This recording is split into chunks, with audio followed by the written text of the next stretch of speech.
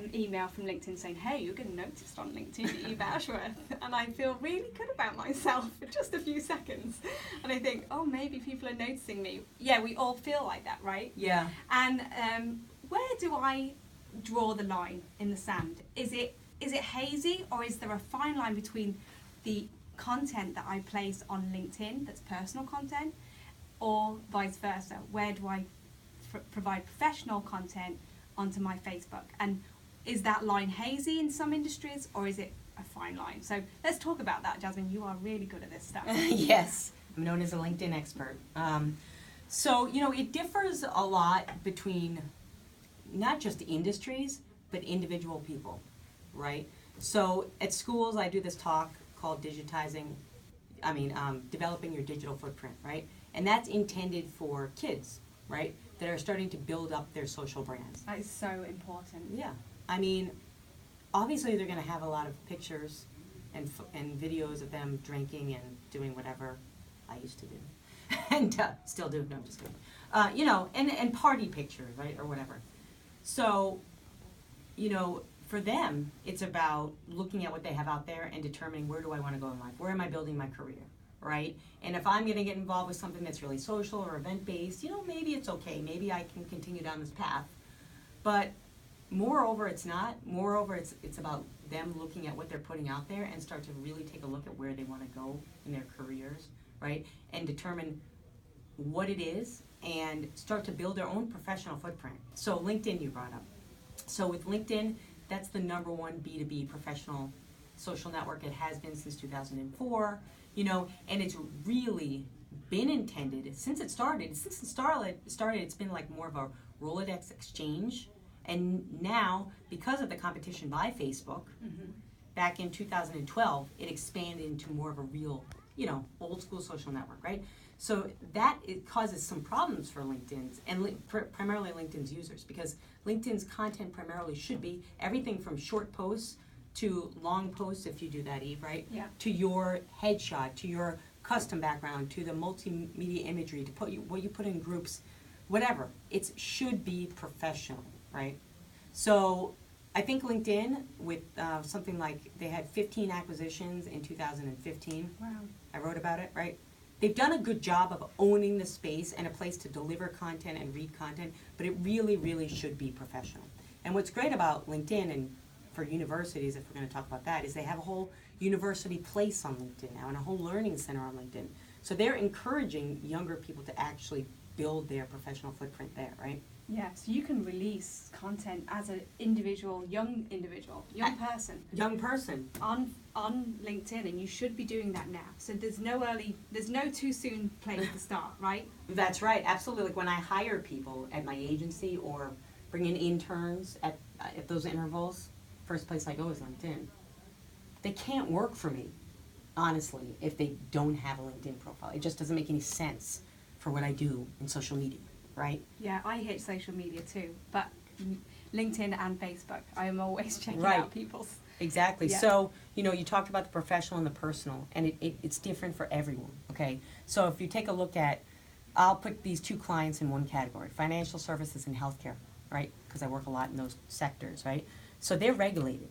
So they can't really be as creative, right, as other folks in other industries, but they still can deliver on authenticity and personality.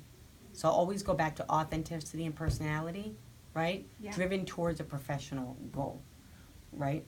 So you need to get that across in all your communications. So even if you've got some type of characteristic that you really want to project, you should do so on LinkedIn.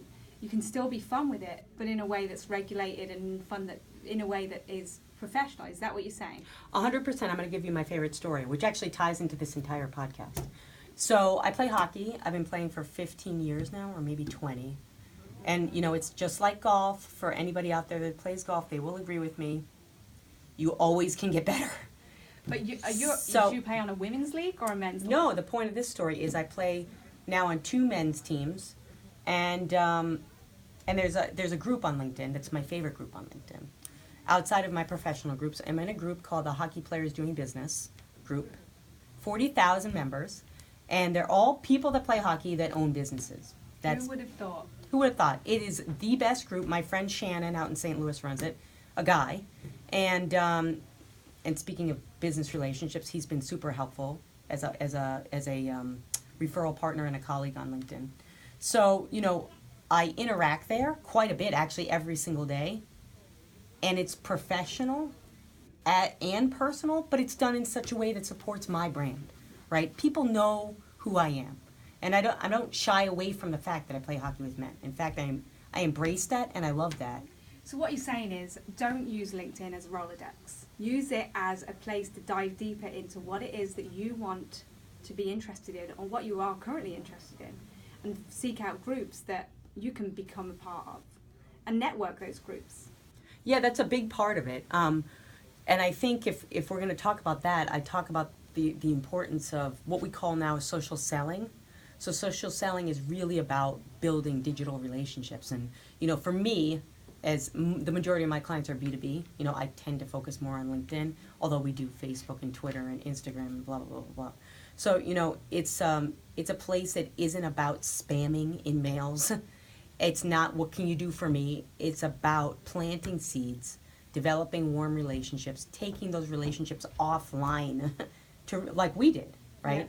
And that's where I see success sometimes in the short term, but moreover in the long term. If you're very serious about building a brand that's going to be consistent and has strength in the long term, it's more about the relationship building that you do. Yeah, so we want to make sure that branding is consistent. And this is what we're talking about all the time with our clients, is consistency, making sure your brand projects the right image, like making sure that it looks what you want to be rather than who you are. Because sometimes you could be small potatoes and actually you feel big inside, and you can project that image, and you can bring in some really great clients based upon how the perception is of you and your brand, both on LinkedIn and social media, on your website, and how you project yourself in traditional media as well. So we want to make sure that we cover all areas. When you talk about personal branding, when should we be posting on Facebook? Because we talked a lot about LinkedIn. Sure. When should we be posting on Facebook? And when should businesses be, because businesses have had a rocky road with Facebook, right? Yeah, absolutely. And it's even more challenging for B2B companies. So business to consumer companies, they have really owned the market in terms of social advertising on Facebook, really building out a community. I mean, I've been in digital marketing for, I don't even know how many years at this point, but, when I started and sold a social network, which I don't even know if you know that about me, Eve, but I had a social network from 2003 to 2005, and it was based on action sports. It was called Extreme Connections, and it was actually, I think, one of the biggest achievements in my life, although it failed from a financial standpoint. Well, isn't that is such an achievement, because they say that if you can learn from a failed venture, then that's a lot of information that you just are never going to get anywhere else. You can't. It's not possible. Failing is part of success. Failing is part of it. That's why I love Abraham Lincoln. I'm serious. He's the man. So, but if you think about it, it's true. Like, you can't, you have to think of it as experience. And for me, every time I go into a company and I help them with social media strategy, let's say, because this is the topic we're talking about right now,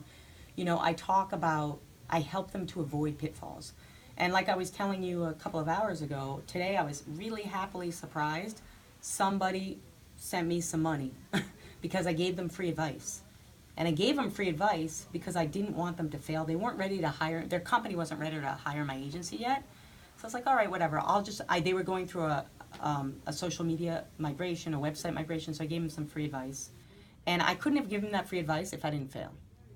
I wouldn't have that experience. Right. You know what I mean? So really that's kind of what that takes. That's really where you have to go in the long term. Yeah, and when I was talking earlier about partnering together with businesses and taking profits in their company, we failed times and times, and we've lost hundreds of thousands of dollars over the years. It's just the way it is.